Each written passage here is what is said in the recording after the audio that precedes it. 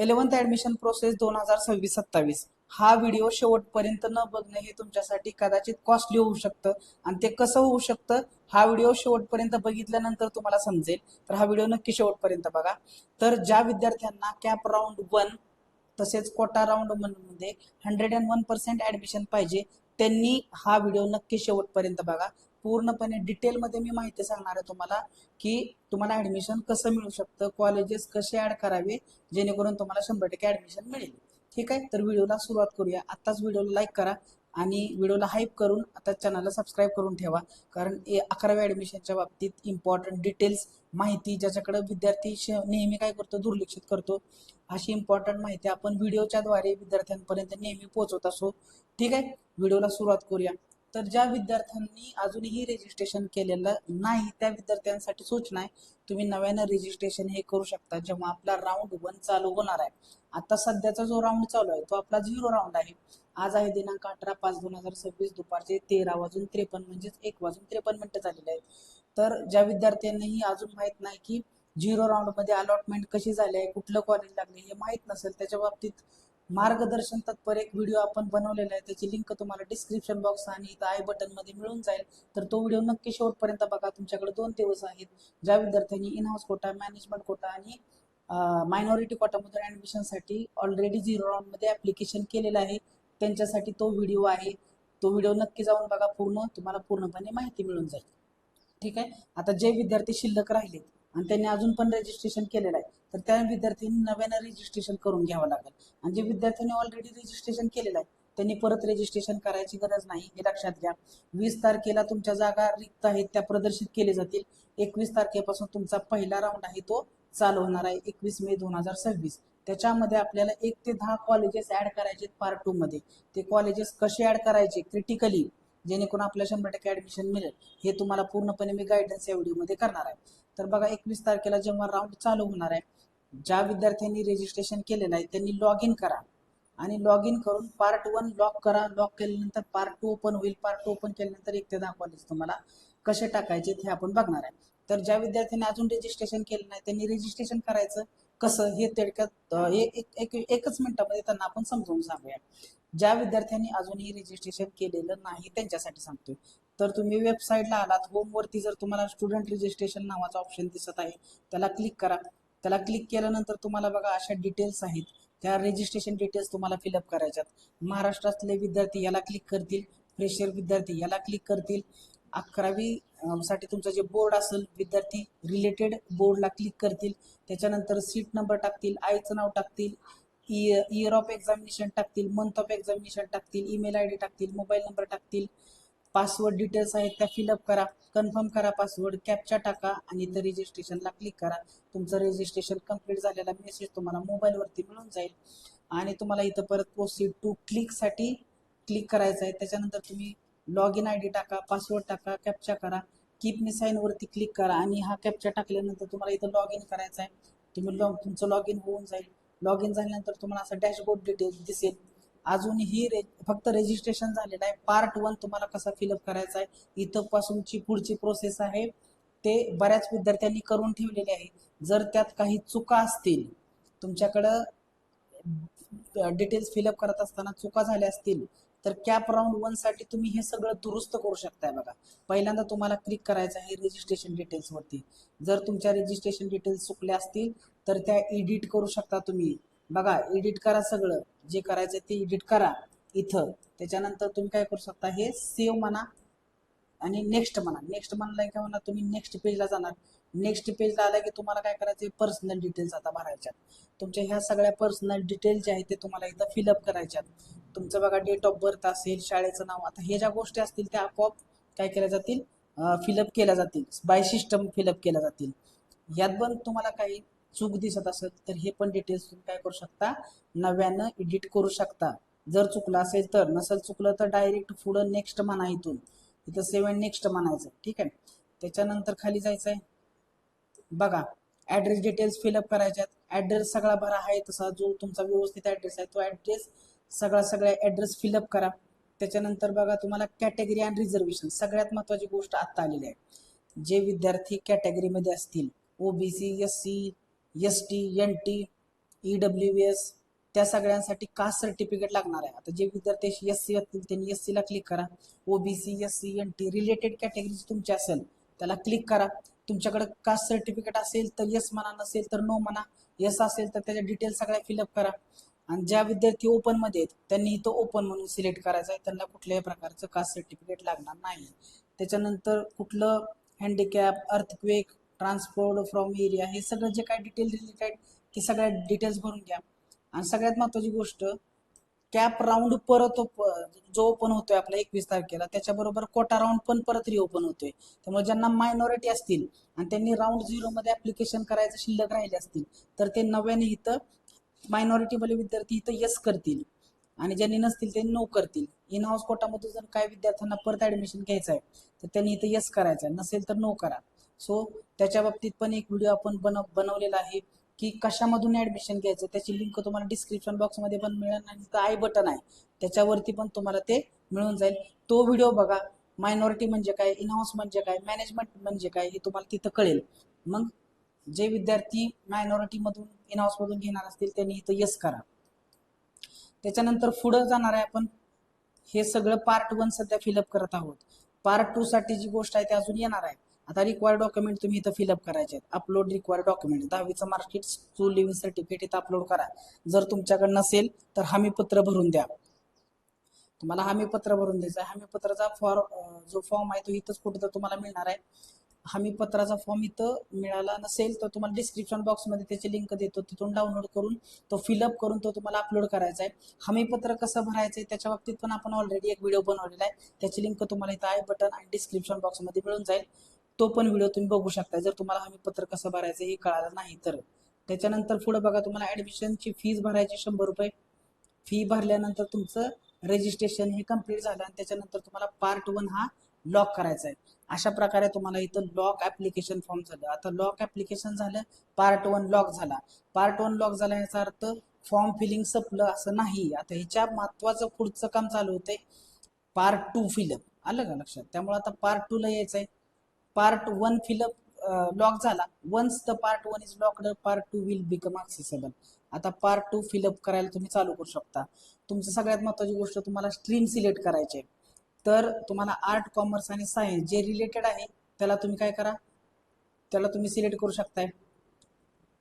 आर्ट्सला जायचं, art select करा. Commerce जायचे, कॉमर्स सिलेक्ट करा. त्याच्यानंतर बघा इथं तुम्हाला मीडियम सिलेक्ट करायचं आहे. गुजराती, मराठी, कन्नडा, उर्दू, इंग्लिश आणि हिंदी. जे काही इंग्लिशमध्ये असतील ते इंग्लिश सिलेक्ट करा. ठीक आहे. त्याच्यानंतर बघा, याच्यानंतर सगळ्यात महत्वाची गोष्ट ही येते, चूज ज्युनियर कॉलेज. आता तुम्हाला वेबसाईट वरती दाखवते ज्युनियर कॉलेज कशी सिलेक्ट करायची. सगळ्यात महत्वाची गोष्ट, सर्च कॉलेजेस आधीच म्हणजे आजपासूनच तुम्ही स्टार्ट करा कॉलेजेस शोधायला. तुमच्या एरियामधले कॉलेजेस शोधायला आत्ता चालू करा. त्याची लिस्ट आधीच बनवा. म्हणजे जेव्हा तुम्ही पार्ट 2 फिलअप करणार आहे, हे बघा, तेव्हा इथं तुम्हाला कॉलेज सर्च करताना अडचण येणार नाही. ह्याची प्रॅक्टिस तुम्ही आत्तापासूनच चालू करा. म्हणून म्हणतोय, ही प्रॅक्टिस जर तुमची नीट झाली कॉलेज सिलेक्ट करायची तर तुम्हाला इझिली 100% ऍडमिशन मिळून जाणार आहे. तर कसं करायचं ते मी तुम्हाला ऑनलाईन दाखवतो. आता बघा इथं सर्च कॉलेजेसवरती क्लिक केलं आपण, तर इथून आपला सायन्स सिलेक्ट केलं, इथून आपण इंग्लिश सिलेक्ट केलं. आता हे सायन्सचा विद्यार्थी, कॉमर्सचा विद्यार्थी कॉमर्सच्या पद्धतीने, आर्ट्सचा विद्यार्थी आर्ट्सच्या पद्धतीने करेल. त्याच्यानंतर आपल्याला कॉलेजचे प्रकार किती आहेत हे सांगतो तुम्हाला. कॉलेजचे प्रकार हे 5 आहेत इथं. एडेड कॉलेज म्हणजे असे कॉलेजेस जे गव्हर्नमेंट आहे, त्यांची फीज कमी आहे आणि तिथला स्टाफ जो असतो तो गव्हर्नमेंट त्या स्टाफला पगार देत असतं. गव्हर्नमेंट कॉलेजेस जे लोकल बॉडी असते का नाही ती कार्यरत करते तिथं, आणि हे पण गव्हर्नमेंटच असतात. त्यामुळे गव्हर्नमेंट सपोर्ट असलेले कॉलेज असतात ना, जास्तीत करून ह्यांना फीज कमी असते, इथला स्टाफ चांगला असतो, इथला स्टाफ चांगल्या प्रकारचा काम करतो. त्याच प्रकारे जे पार्शियली एडेड कॉलेज असतात ते निम गव्हर्नमेंट म्हणायचं. त्याच्यानंतर सेल्फ फायनान्स आणि अनएडेड हे प्रायव्हेट कॉलेजेस आहेत. हे तर ह्याच्यामध्ये तुम्हाला फीज जास्त बघायला मिळते. तर ज्या विद्यार्थ्यांना चांगले मार्क्स आहेत, 60-65च्या वरच मार्क्स आहेत, त्यांनी एड आणि गव्हर्नमेंट कॉलेजेसला जास्त प्रिफरन्स ठेवा. आणि ते प्रिफरन्सेस 1, 2, 3, 4 10 मध्ये 1, 2, 3, 4 ला ठेवायचे, म्हणजे वरती ठेवायचे. म्हणजे तुम्हाला ते कॉलेज सिलेक्ट होण्याचे चान्सेस जास्त आहेत. मग तुम्ही जर प्रायव्हेट कॉलेजेस वरती ठेवले तर प्रायव्हेट कॉलेज तुमचे लगेच सिलेक्ट होतील. त्यामुळे तुम्हाला जास्त फी द्यायला लागेल. म्हणूनच म्हणलो होतो तुम्हाला मी की तुम्हाला हे कदाचित व्हिडिओ शेवटपर्यंत न बघणं हे तुम्हाला कॉस्टली होऊ शकतं. बघा, तुम्ही इथपर्यंत व्हिडिओ पाहिला, तुमचा फायदा झाला का नाही? त्यामुळं जर फायदा झाला असेल, तुम्हाला वाटत असेल की या माहितीमुळे माझा फायदा होणार आहे, तर आत्ताच व्हिडिओला लाईक करा आणि चॅनलला सबस्क्राईब करायला विसरू नका. तर बघा, आपण एडेड कॉलेज म्हणजे गव्हर्नमेंट कॉलेजला आपण अप्लाय करणार आहे. तर इथं को एज्युकेशनला सिलेक्ट करा. त्याच्यानंतर तुम्हाला जर एखादा बायफोकल सब्जेक्ट बघायचा असेल, तर म्हणजे हा 200 मार्काचा सब्जेक्ट असणार आहे, ज्याच्यामध्ये थेअरी आणि तुम्हाला थेअरी पण बघायला मिळते आणि प्रॅक्टिकल पण बघायला मिळतं. त्यामुळे तुमचा बायो हा साईडला निघणार आहे आणि त्याच्यानंतर तुमचा एक लँग्वेज सब्जेक्ट साईडला निघणार आहे. त्यामुळे जे विद्यार्थी पुढे जाऊन टेक्निकल एज्युकेशन घेणार आहेत, त्यांच्यासाठी हे विषय महत्त्वाचे आहेत. त्यामुळे जर तुम्हाला असलं काही नको असेल, बायो तुम्हाला ठेवायचं असेल, एक लँग्वेज सब्जेक्ट तुम्हाला घ्यायचा असेल, तर मोकळं राहू द्या. रिजन सिलेक्ट करा तुमचा. आता तात्पुरता आपण कोल्हापूर रिजन सिलेक्ट करूया. त्याच्यानंतर कोल्हापूरमध्ये कोल्हापूर हे सिलेक्ट करूया. तर बघा, एवढ्या कॉलेजची लिस्ट येते. तर तुम्ही आताच बघून घ्या. इथं बघा इनटेक किती आहे. इनटेकला क्लिक केले कळते तुम्हाला त्या कॉलेजचा इनटेक किती आहे, म्हणजे तिथं सीट्स किती आहेत. त्यातल्या टोटल सीट मधल्या बघा 120 आहे, त्या 6 मॅनेजमेंटमध्ये येत्या.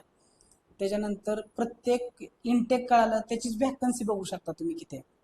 वॅकन्सी आणि इनटेक हे आता वॅकन्सी इनटेक म्हणजे किती त्याची ताकद आहे आणि वॅकन्सी म्हणजे किती शिल्लक आहे, त्या अलग लक्षात. अशा प्रकारे तुम्ही आणि त्या कॉलेजचे डिटेल पण आपण इथं बघू शकतो.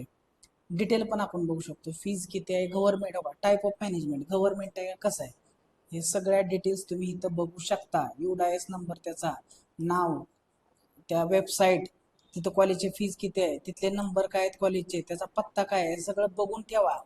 किती आपल्यापासून दूर आहे, तिथं कुठले कुठले विषय शिकवले जातात, हे सगळे डिटेलमध्ये बघायला मिळेल. बघा तुमचा फायदा होतोय का नाही. त्यामुळं महत्वाचा मुद्दा हेच तुम्हाला सांगत होते की कॉलेजची नावं आधीच काढून ठेवा. आणि अशा प्रकारे तुम्हाला इथं कॉलेजची नावं ऍड केलीत की तुम्हाला इथं नव्याने ऍड नावाचा ऑप्शन दिसणार. बघा इथं इनटेकच्या साईडला इथं ऍड नावाचा ऑप्शन दिसणार. हे ऍड केले की तुमच्या लिस्टमध्ये हे बघा कॉलेज असे ऍड होणार. दिसतंय बघा तुम्हाला. इथून आपण जे इथं जे आहे का नाही, हे सगळं मी तुम्हाला इथून करून दाखवलं बघा. इथून करून दाखवलं. तर अशा प्रकारे काय झालं, आपण कॉलेजेस ऍड केले की वरती कॉलेज कोणते टाकायचे बघा. नेहमी बघा एडेड कॉलेज आणि गव्हर्नमेंट कॉलेजचा नंबर वरती टाकायला बघा, जेणेकरून प्रिफरन्सेस म्हणजे चॉईस, तुम्ही जे चॉईसेस करणार तेच तुमचे सिलेक्ट होऊन येणार. त्यामुळे वरती जे टाकताय ते गव्हर्नमेंट आणि एडेड वाले टाका. ठीक आहे. त्याच्यानंतर खाली जावा. हे बघा, तुम्ही हे एरो वापरून तुम्ही त्या कॉलेजचं खाली वरती करू शकता. हे वरचा एरो वर घेण्यासाठी, खालचा एरो खाली घेण्यासाठी, डिलीट करण्यासाठी हे लाल बटन आहे. तुम्ही ते कॉलेज तिथून डिलीट करू शकता.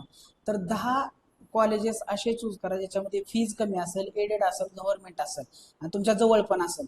हे सगळं तुम्ही कसं करू शकता, सिलेक्ट करून करू शकता. आणि त्याच्यानंतर तुम्हाला बघा इथं लॉक करायचं आहे. ऍप्लिकेशन फॉर्म हा तुम्हाला डिक्लेरेशनला यस करून ह्याला क्लिक करून इथं तुम्हाला लॉक करायचा आहे. आणि जेव्हा आणि सेम प्रोसिजर तुम्हाला इन हाऊस मध्ये पण बघायला मिळणार आहे. पण तो ऑप्शन कुठून सिलेक्ट करायचा मी तुम्हाला ऑलरेडी सांगितलेला आहे. तर तुमचं जे कॅप ऑप्शन आहे का नाही बघा, सांगतो तुम्हाला. हे बघा इथं, हे बघा तुमचं इथं आहे ऍप्लिकेशन फॉर्म. इथं डावीकडे बघा application form part 1, application form part 2 आणि इथं तुम्हाला बघा हे कॅपसाठी, हे जे आहे ते कॅपसाठी आहे. थोडंसं झूम करतो मी, तुम्हाला समजून जाईल. हे बघा, हे जे आहे ते कॅपसाठी आहे. पण इथं तुम्हाला कोटा मधले इथे दिसते का कोटा, तर इथं कोटावरती जर क्लिक केलं तर तुम्हाला इन हाऊस मॅनेजमेंट आणि मायनॉरिटी इथं तुम्हाला नवीन ओपन होईल. त्याचं पण सिलेक्शन तुम्हाला असंच करायचं आहे. अलग लक्षात.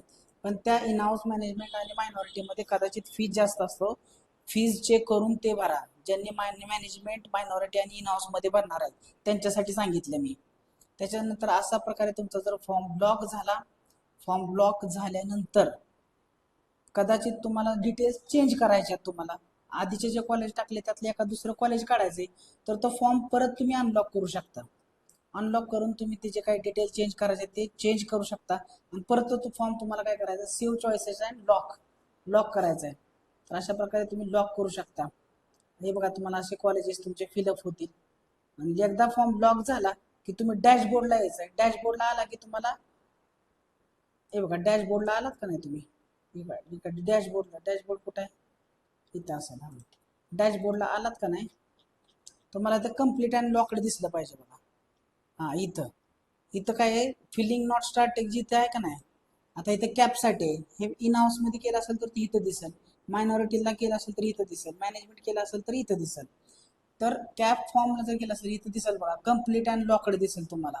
कम्प्लीट अँड लॉकड असं दिसला स्टेटस की तुम्ही कॅप राऊंड 1 साठी पार्ट 2 पूर्णपणे फिलअप केला असा त्याचा अर्थ होतो. ठीक आहे. तर अशा प्रकारे जर तुम्ही फॉर्म भरला तर नक्कीच तुम्हाला ऍडमिशन हे चांगल्या कॉलेजमध्ये, गव्हर्नमेंट कॉलेजमध्ये कमी फीजमध्ये, म्हणजे तुमच्या आईवडिलांचे जे पैसे ते वाचणार आहेत. त्या कॉलेजेसमध्ये जे आपलं हॉस्टेल असतं त्याची फीज पण कमी असते गव्हर्नमेंट कॉलेजेसमध्ये. अशा प्रकारे फॉर्म भरा, म्हणजे तुमचं 100% चांगल्या ठिकाणी ऍडमिशन होईल आणि पहिल्याच राऊंडला ऍडमिशन होईल. तुमच्या मार्कनुसार कॉलेज ठेवा. आणि तुम्हाला अजून एक गोष्ट सांगतो, तुम्ही इथून कट ऑफ चेक करू शकता. कट ऑफ चेक करू शकता स्पेशल राऊंडसाठी. पर्टिक्युलर रिजनमध्ये कट ऑफ काय लागला होता, त्या कॉलेजला कट ऑफ काय लागला होता हे तुम्ही इथून चेक करू शकता. तर कट ऑफ वरून ठरवा आपल्याला मार्क तेवढे आहेत का नाही. गेल्या वर्षी एवढा कट ऑफ लागला होता, मला एवढे मार्क आहेत, तर कदाचित त्याच्या आसपास जर असेल तर त्या कॉलेजचं नाव टाका ना. अशा प्रकारे तुम्ही कट ऑफ ठरवायचा आहे. म्हणजे कट ऑफ तुम्ही नाही ठरवणार, कट ऑफ हा ऑलरेडी ऑनलाईन दिसतोय, त्याचा यूज करून तुम्ही ठरवा की त्या कॉलेजला नाव, त्या कॉलेजला पार्ट 2 मध्ये ऍड करायचंय का नाही करायचं. ठीक आहे. आय होप सगळ्यांना व्यवस्थित हा व्हिडिओ समजलेला आहे. हा व्हिडिओ सगळ्यांबरोबर शेअर करा, त्यांचा पण फायदा होऊ दे, तुमचा पण फायदा होऊ दे. चांगले मार्क ज्यांना आहेत त्यांना चांगल्या कॉलेजमध्ये ऍडमिशन मिळू देत. आलं का लक्षात.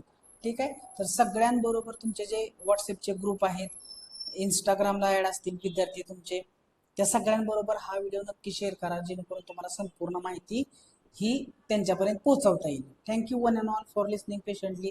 तुम्हाला जर काय अडचणी असतील तर चॅट बॉक्स आपला ओपन आहे, इंस्टाग्रामचं जे काही पेज आहे ते आपलं ओपन आहे, त्याच्यावरती जाऊन तुम्हाला रीच आउट करू शकता. जर काय अडचणी आल्यात तर मी तुमच्यासाठी 100% सोल्युशन घेऊन येणार आहे. Thank you one and all for listening patiently. भेटूया आपण एका नवीन व्हिडिओमध्ये.